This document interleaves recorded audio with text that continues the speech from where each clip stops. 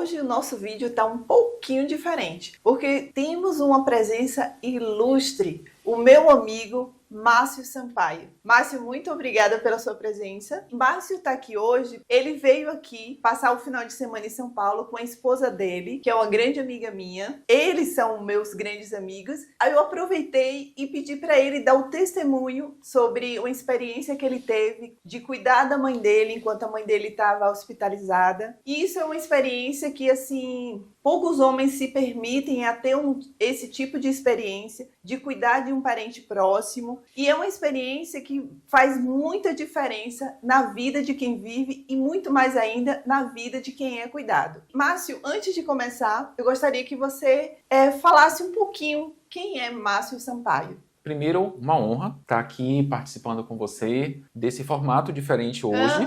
Sim, né? Muito diferente. Mas uma honra estar inaugurando esse momento com você. Espero que tenha outros convidados Amém, em outros momentos. Amém. Né? Bom, pessoal, eu sou de Salvador, né, Bahia. Nasci em Salvador, até os 6 anos morei lá com meus pais. Depois meu pai precisou ir para o interior da Bahia, numa cidade chamada Gandu. Então nós somos 4, meu pai, minha mãe e meu irmão. Eu cresci nessa cidade dos 6 até os 17 anos, quando eu retornei para Salvador para dar continuidade nos estudos. Tá, isso daí já é uma novidade para mim, porque eu achava que você era de Gandu. Não, eu sou de Salvador. Eu nasci em Salvador e morei até os 6 anos em Salvador. Eu tive muita convivência com meus pais, né? Dos 6 até os 17, desde que eu nasci até os 17, né? Mas aí com os 17 anos eu saí de casa muito jovem, mas era somente uma distância física. Meus pais sempre foram muito presentes na minha vida. E minha mãe apresentou diversos problemas cardiológicos. Minha mãe, né, tinha problemas também de diabetes, colesterol, né? Então ela teve desde cedo também problemas de saúde, né? Tinha uma saúde fragilizada. Ela fazia os acompanhamentos. Minha mãe era muito criteriosa com relação aos acompanhamentos dos exames e rotinas clínicas com os médicos. Ela era muito cuidadosa com isso. Mas de 2016 para cá, né, 2018, nesse período aí, ela começou a ficar com a saúde muito mais fragilizada. Tá. Ela teve muita resistência para se alimentar, ela não tinha apetite para se alimentar, então ela começou também a perder peso. Isso tudo foi realmente impactando na saúde dela. Quando foi 2020, no auge da pandemia, quando nós precisamos, né, quando o Brasil enfrentou a pandemia, e eu lembro que por volta ali de 17 a 18 de março, quando veio o lockdown, e que todos precisávamos ficar em casa, foi justamente no ano que minha mãe precisou se internar. Então, todo mundo estava fazendo o caminho ao contrário, de ficar em suas casas e de fugir dos hospitais. E nós precisamos ir na contramão, porque minha mãe estava precisando do internamento. E foi quando ela precisou fazer internamentos sucessivos nesse ano de 2020. Ela começou com os internamentos aí de março, justamente, né, para frente, março, abril. Então, ela internava, ficava 5 dias, saía. Abril, e aí de maio de 2020 ela ficou períodos mais longos de internamento, né, de 15 dias, 20 dias, até quando chegou junho de 2020 que ela internou, final de junho, e ela ficou 30 dias internada, quando infelizmente ela evoluiu a óbito em 30 de julho de 2020. Tá, ela ficou só um mês internada. Exatamente. Tá, e é esse ponto que, assim, que eu queria que você compartilhasse mais detalhadamente para as pessoas. Que sensação você teve? O que você aprendeu dessa fase de você cuidar da sua mãe? Não só Márcio, mas o irmão dele também teve uma participação extremamente importante. Isso. Mas assim, eu queria que você falasse na sua visão, assim, o seu sentimento, o que você aprendeu com tudo isso. Sim. A sua visão é importante passar para as pessoas, a sua visão de homem. Até onde eu vejo, é muito raro um homem cuidar da mãe. Márcio, na verdade, é só Márcio e o irmão, 2 homens. Mas você poderia ter, por exemplo, contratado uma cuidadora para cuidar da sua mãe, para ficar acompanhando ela no hospital. Vocês, na verdade, de repente, a sua esposa, a sua sogra, a irmã da sua mãe. Isso. Então, você poderia ter usado de outros subterfúgios para escapar disso que muitos homens fogem, que é cuidar de um ente querido que está hospitalizado. Eu queria que você tentasse passar para eles a sua visão, o seu olhar nesse momento difícil que você viveu. Sim. um período muito difícil, complexo, como você pontuou, né? Eu e meu irmão, nós tivemos uma responsabilidade grande nesse processo, nós dividimos de forma muito igualitária o trabalho. Na época da pandemia, os hospitais mudaram a regra de acompanhantes no hospital, então, normalmente, os acompanhantes eles se revezam a cada 6 horas ou a cada 8 horas. Na época da pandemia, para não ter o trânsito de pessoas, eles mudaram a regra, então um acompanhante tinha que ficar 24 horas, então eu ficava 24 horas, vinha para casa, meu irmão me rendia e ficava mais 24 horas. E nós fizemos isso por um mês, mais ou menos, né? Um mês e alguns dias. Foi extremamente cansativo, não só fisicamente, mas como emocionalmente, porque a gente via minha mãe naquela situação, nós tínhamos sim a esperança dela melhorar e sair do hospital recuperada, mas nós vimos a situação se agravando cada vez mais. Tínhamos também essas alternativas, né? Minha esposa poderia ficar, que ela tinha um carinho enorme por Laís. Minha sogra poderia ajudar, minha tia também, que é muito presente na nossa vida.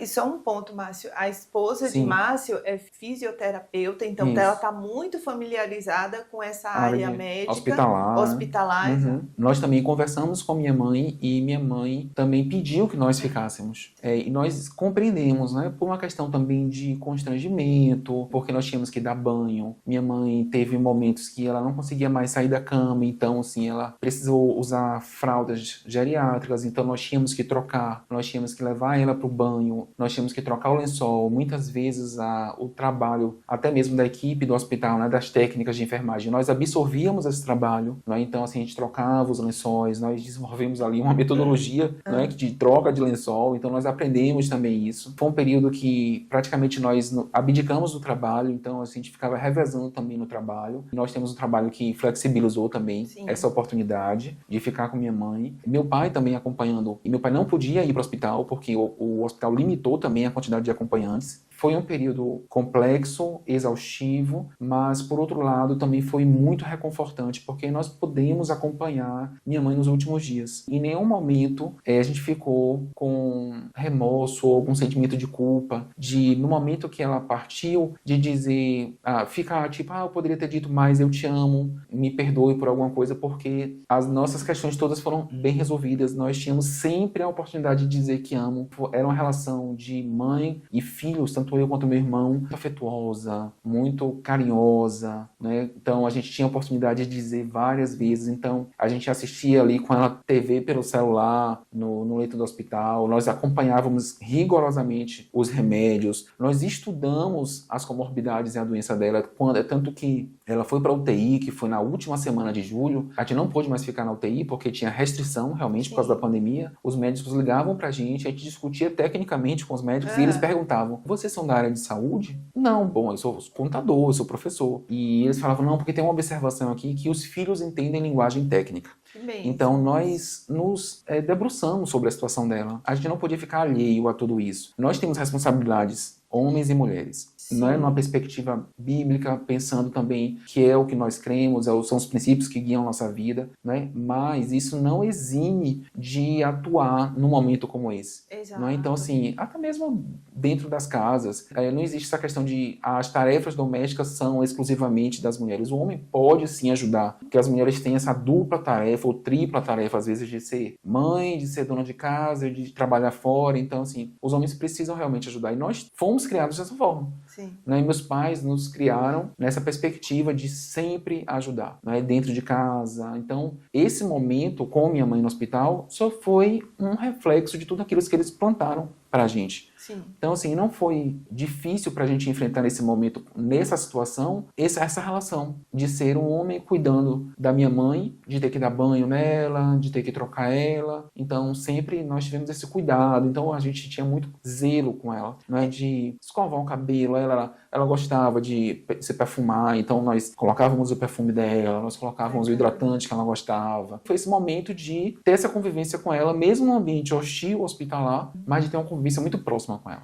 E uma coisa que eu achei interessante que você comentou que ela queria que vocês cuidassem. Sim, Então, porque ela via em vocês esse cuidado todo, né? sim. E você tinha me comentado de uma outra vez que ela não queria que a enfermeira desse banho, queria que Isso. vocês dessem banho. Exato, porque ela ficava, né, tímida, constrangida, né? Então nós tínhamos o cuidado de levar ela e colocávamos ela sentada no banheiro, e nós estávamos no hospital público, né, de Salvador, e muitas vezes água fria, gelada, então a gente ainda ia providenciar uma água morninha para ela. Então era assim, a gente procurou dar o máximo de conforto para ela naqueles últimos dias, mesmo sendo 2 homens, né? A gente procurou dar esse suporte para ela, para que ela tivesse ali esse convívio familiar, esse conforto familiar, né? E claro que a gente estava fazendo tudo aquilo com o coração cheio de esperança e fé que ela voltasse. Mas infelizmente o quadro dela foi agravando, ela teve mais dificuldade de se alimentar. Nós vivemos situações muito difíceis, porque a gente teve que assistir, por exemplo, isso foi meu irmão que assistiu passando uma sonda nasal para ela se alimentar. Ela não queria aquela sonda, Sim. mas assim, o médico e o nutricionista avaliaram a situação dela e viu que era necessária porque ela estava ficando desnutrida. Então assim, foi difícil a gente assistir aquela cena. Algumas cenas foram muito difíceis pra gente. Ver ela acamada, ver ela sofrendo. E isso foi uma outra lição que Deus nos ensinou. Particularmente pra mim, assim, nesse processo todo. Porque eu orava muito a Deus e pedia que ela ficasse conosco. Porque minha mãe, vou tentar falar isso sem me emocionar, Não, mas fique à vontade. ela queria muito ver o neto. Sim. Então, assim, ela tinha ainda as minhas roupinhas de bebê. Sério? Então, assim, ela falava que quando o neto saísse, ia usar o mesmo Moisés que eu usei.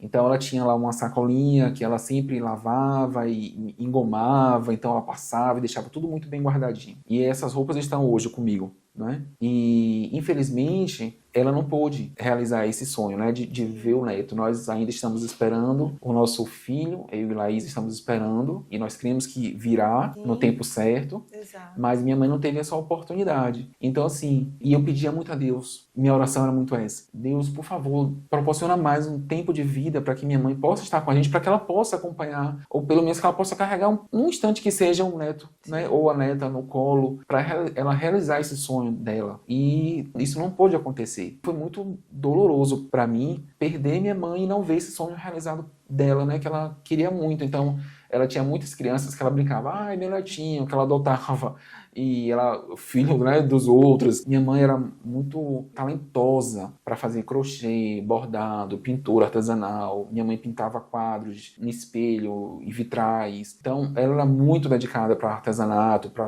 culinária. E a gente imaginava, né, como que ela ia fazer o enxoval do bebê. Ela já falava que ia pintar as fraldas e tudo. Então, foi assim, foi muito doloroso essa parte. Mas depois, Deus me ensinou que essa minha oração de Deus permanece ela mais um tempo com a gente estava sendo uma oração egoísta. Porque eu estava pensando na minha perspectiva também. E claro que eu queria que ela realizasse o sonho, mas eu queria ela mais um tempo comigo. Tá. E com a família. E eu percebi depois, Deus me ensinou que eu estava fazendo uma oração pensando na minha perspectiva e não estava pensando na dor dela. Tá. Não estava pensando no sofrimento dela. Né? Então, e a vontade de Deus, por mais que nós não venhamos a entender, a Bíblia diz que a vontade de Deus ela é boa, perfeita e agradável. Exato. Por mais que a gente não entenda. Então, depois de um tempo, Deus foi trabalhando no meu coração e eu escolhi confiar que a vontade de Deus foi a melhor, mesmo não tendo mais minha mãe. Sim. Mas eu não tenho mais ela fisicamente, mas ela deixou um legado imenso. Né? Então, se hoje, tanto eu quanto o meu irmão, nós chegamos onde estamos e somos o que somos, é porque eles souberam nos dar uma educação fantástica. Então, eu só tenho coisas boas, sabe? Só tenho memórias boas dessa criação, desse período com minha mãe. Depois, logo em seguida, veio meu pai, porque meu pai veio morar conosco. 2 anos depois, meu pai também faleceu, em 2022, no mesmo mês que minha mãe faleceu. Então, assim, eles eram tão unidos que nós tivemos essa coincidência, né? Minha mãe faleceu em julho de 2020, meu pai em julho de 2022. Então, assim, foi um período que Deus trabalhou muito no meu coração, porque perder os pais, eu acho que é algo que a gente... É como se fosse uma ferida que parece que nunca cicatriza, mas a gente vai aprendendo a conviver, a gente vai substituindo aquela ferida por uma saudade, por boas memórias, lembranças, e a gente vai depois ressignificando tudo isso, né? Deus vai nos ensinando. Exato. Agora sim, um ponto que você comentou, que a educação que eles deram para vocês, o cuidado que eles tiveram com vocês. Infelizmente, nem todos, mesmo assim sendo muito bem cuidado pelos pais, retribui da mesma forma. Exato. Então, assim, no momento que eles mais precisam, muitos filhos viram as costas. Sim, sim. Porque é mais cômodo, assim, eu não tenho tempo para cuidar deles, eu tenho outras coisas para fazer, eu tenho meus filhos para cuidar, eu tenho minha família para cuidar, e vai deixando de lado os pais no momento que eles mais precisam. Então, eu queria que você tentasse passar para esses homens que, assim, tem muitos homens que eu já vi muitos casos, que, assim, a família tem várias mulheres e tem 1, 2 homens. Sim. E aí eles deixam tudo nas costas das mulheres e se abstêm. Elas fazem, elas cuidam. Eu não vou cuidar. Principalmente, eu acho que por conta da questão emocional, que o homem tem uma dificuldade maior de se entregar à questão sentimental, a se envolver sentimentalmente. E, geralmente o homem foge disso. Mas é uma coisa que, assim, é uma responsabilidade que todos devem ter. Claro. E como você viveu, você mesmo disse assim que foi um momento de muito desgaste emocional, de muito desgaste físico, porque você ficava 24 horas. Só que assim, a gente precisa entender que esse desgaste é para todos. Então, as irmãs que se predispõem a fazer isso têm esse desgaste também. E que precisa da participação dos irmãos, dos homens também, para fazerem revezamento, para ajudarem também a dividir essa carga que é pesada para todos. Claro, com certeza. E nós tivemos a oportunidade, nesse um mês que ficamos com minha mãe, de verificar isso em outras famílias, né? Porque minha mãe ficou internada no hospital, ela estava numa enfermaria, onde ela dividia também quarto com outras pessoas, né? E eram mulheres também. E a gente percebeu em um dos casos que uma mulher, uma senhora também estava lá, que tinha uma família com uma quantidade de filhos, eu não sei se eram 4, 5, 6 filhos, não lembro, mas acontecia exatamente isso. As mulheres que sempre apareciam para ficar, o peso dessa responsabilidade ficava sobre as mulheres. E eu sempre falo, numa família grande, isso pode se tornar muito mais leve, porque se todos estiverem comprometidos, fica mais leve. No caso da minha família, são somente 2 irmãos, né? Eu e meu irmão. Então, foi pesado nesse sentido, porque nós tínhamos que nos revezar 24 horas. Então, ninguém mais ficou com minha mãe por um pedido dela mesmo. Outras pessoas se voluntariaram para ficar, mas ela não queria, então nós ficamos ali. E claro que ficar com minha mãe, eu falo que foi um peso físico, porque tem um desgaste físico. Lógico. Mas não foi, assim, uma obrigação pra gente, sabe? Não foi pesaroso, numa perspectiva pejorativa. Foi bom, porque a gente teve ali para dar esse conforto para ela. Essa questão também da consciência, da gratidão, sabe? Do retorno. Então, assim, a Bíblia diz que o primeiro mandamento com promessa é esse, né? Honra teu pai e a sua mãe e você viverá muitos anos na terra. Então, nós tínhamos essa consciência. E só foi apenas um retorno que nós demos tanto para minha mãe quanto para meu pai nesse período todo, porque eles abdicaram de muita coisa para nos dar educação, para nunca deixar faltar nada. Meu pai tinha um fundamental incompleto, minha mãe tinha o ensino médio completo, minha mãe era técnico em magistério, era formada de magistério, mas nível médio, mas sempre valorizaram muito a educação. Então, todo esse investimento que eles fizeram durante anos e anos da vida, abdicando inclusive de morar numa cidade mais desenvolvida, e nos últimos anos indo para uma zona rural, a gente só reconheceu todo esse esforço. E nós não poderíamos de jeito nenhum abrir mão e pagar uma cuidadora para colocar uma pessoa desconhecida para ficar com eles nesse momento. Nós tínhamos que estar ali, sabe? Então, assim, era responsabilidade nossa. É uma gratidão, um reconhecimento de tudo que eles fizeram por nós. Quando eu passei no doutorado, tanto eu quanto meu irmão, meu pai disse uma frase que eu nunca vou esquecer. E eu sempre falo isso com os meus estudantes. O pai disse, uma pessoa da roça, da zona rural, vai ter um filho doutor. Então, assim, por mais que isso pareça ser um jargão para as pessoas, mas para mim marcou a minha vida, porque é muito simbólico para ele. É tipo como se ele estivesse vendo o fruto do trabalho dele de toda uma vida. Exato. Não é? Então, assim, nós pudemos caminhar e chegar onde chegamos por causa dos esforços que eles empenharam em nosso favor. Né? Então, foi só gratidão, foi só reconhecimento, Exato. E tipo assim, o seu pai viu, assim, no caso de vocês serem doutores, viu isso como um retorno do trabalho dele, e eu creio que sua mãe viu no cuidado de vocês o Sim, retorno do trabalho dela, exato. de ter educado vocês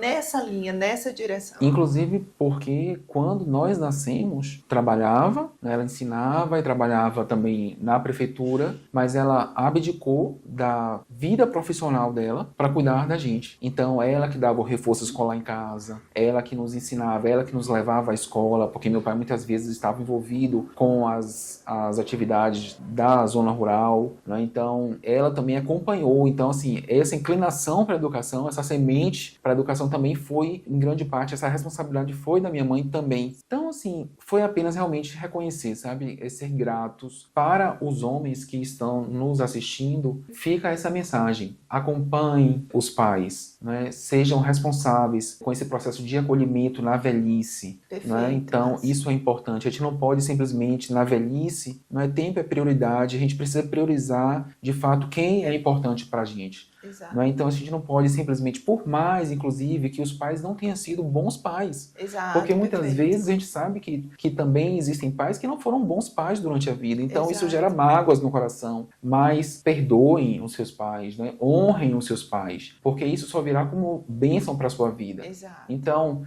eu sei que muitas vezes também, hoje vivemos situações difíceis. Muitas vezes a gente não dá para trazer os pais para dentro de casa, mas também, no nosso caso, a gente conseguiu acomodar os nossos pais, tanto na minha casa quanto na casa do meu irmão. A gente adaptou a situação, mas a gente não quis também, tipo, eles estão já na velhice, vamos colocar num lar de idosos, e simplesmente esquecer que eles estão lá. Muitas vezes as famílias fazem isso, colocam num lar de idosos e falam, não, eles estão sendo bem cuidados. Mas não é só o cuidado de estranhos.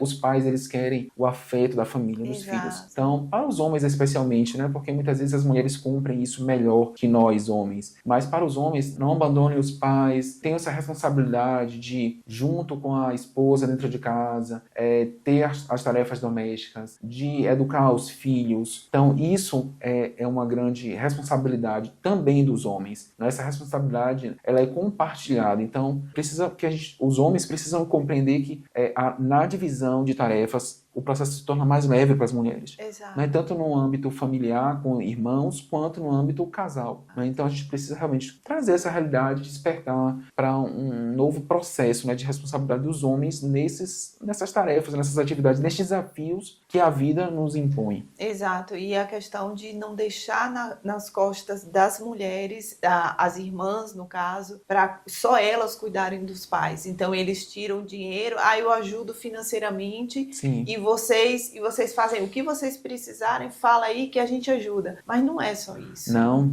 longe disso. Né? Essa questão de manutenção financeira passa longe dessa questão. Porque a gente sabe que é necessário. Sim. Mas os pais, eles não querem só a questão de serem mantidos financeiramente, a gente pagar para alguém cuidar. Exato. Os pais querem a presença dos filhos nessa hora. Exato. Os pais querem a presença da família. É essa presença que vai fazer diferença. Essa não é a presença financeira, é a presença física das pessoas. É o acolhimento, é o afeto, é o carinho nessa hora empenhado. Isso vai fazer total diferença. Exato, e tem um ponto também, Márcio, que é a questão da lei do retorno. Sim. Isso, assim, quer você acredite, quer você não acredite, ela existe e ela vai acontecer. Então, assim, você se interessa mais pela sua vida do que a vida dos seus pais, você não se preocupa com seus pais. Se você envelhecer, você corre o risco de passar pela mesma situação, de experimentar o que é ser deixado de lado pelos filhos, porque a lei do retorno vem, não Sim. tem para onde correr. Exato. É uma questão que é natural, né? Todos nós vamos envelhecer. Então nós precisamos também de cuidado na velhice. Exato. E quem cuidará de nós? Então, assim, se nós plantamos isso, nós vamos colher também isso. Então, é um processo que naturalmente acontece. Exato. E não se esqueça que, assim, o que você... A forma que você cuida dos seus pais é o ensinamento que você está dando indiretamente para os seus filhos. Isso. Eu me lembro, uma igreja que a gente congregava lá em Salvador e tinha o filho do pastor, e aí ele foi lá para frente e ele foi comentar, assim, o que ele via, assim, de mais admirável no pai. E ele disse que o que ele mais admirava era a forma que ele cuidava dos pais dele. Isso aí é fantástico, porque assim, provavelmente ele, quando os pais envelhecerem, ele vai cuidar bem, porque Exato. ele viu esse exemplo em casa. Claro, com certeza. A gente vê, né, essas frases hoje em dia que são muito comuns, que o exemplo arrasta, e de fato. Né? Então, assim, não são as palavras ensinadas, mas é o exemplo praticado. Exato. Né? Isso tem uma força tremenda. Então, se você quer que seu filho cuide de você na velhice, cuide de seus pais você primeiro. Exato. Se você quer que seu filho leia a Bíblia, leia você primeiro. Exato. Né? Então, assim, nós precisamos realmente compreender também a força da prática. É tanto que no livro de Tiago, a recomendação é: não sejam apenas ouvintes, mas praticantes. Exato. Né? Então, a gente tem que, de fato, praticar o que nós cremos, né? E o que nós esperamos também. Então, de fato, é isso que acontece. Complementar? Não, eu acho que foi um bate-papo muito bom. Espero que tenha edificado e impactado a vida das pessoas que estão nos assistindo. É isso. Então, só reforçando, né, para os homens especialmente, esse cuidado, essa responsabilidade nesse processo. Reflitam, né, sobre isso, e especialmente para os filhos que ainda têm os pais por perto, vivos, né? Então, aproveitem, desfrutem desse momento, né? Porque um dia eles não estarão mais conosco, é o nosso Exato. processo natural, e muitas vezes a gente só vai dar valor àquele momento quando a gente perde eles, mas então não deixem para viver esse arrependimento posterior. Exato. Né? Mas aproveitem agora, se tiver alguma questão não resolvida, peçam perdão, resolvam, digam que ama todos os dias. Isso foi algo assim marcante para mim. É tanto que no caso de meu pai, já quando meu pai estava na ambulância, meu pai precisou ser entubado na ambulância e o médico da ambulância fez assim: eu acho que seu pai não volta mais. Você quer dizer que ama? E eu fiz assim: eu não preciso dizer que eu o amo nessa situação agora, porque eu não sei se ele está me ouvindo, né? Talvez esteja me ouvindo, meu pai está inconsciente. Mas eu falei pro médico, eu não tenho nenhuma situação pendente com ele mal resolvida. E eu digo para ele que eu o amava todos os dias. Que lindo. Então, assim, eu não fiquei com esse peso, né? Então, assim, reflitam, né? Reflitam como estão a vida de cada um de vocês, e eu acho que é isso que eu queria deixar nessa tarde. Espero que essa conversa, esse testemunho aqui tenha servido para fazer algumas pessoas refletirem um pouquinho, né? E isso já vai trazer mudanças para a vida de quem está nos assistindo. Né? Márcio, muitíssimo obrigada. Eu que agradeço. Eu queria que você compartilhasse isso, porque assim, quando aconteceu, que eu acompanhei, assim, eu fiquei fascinada de ver a sua dedicação, a dedicação do seu irmão, e eu achei assim, isso belíssimo. E eu tenho certeza que isso alegrou o coração do Senhor. Amém. Tá? Pessoal, muitíssimo obrigada. Um cheiro para todos vocês. Que o Senhor os abençoe grandemente. Amém. Até a próxima, pessoal. Tchau, tchau.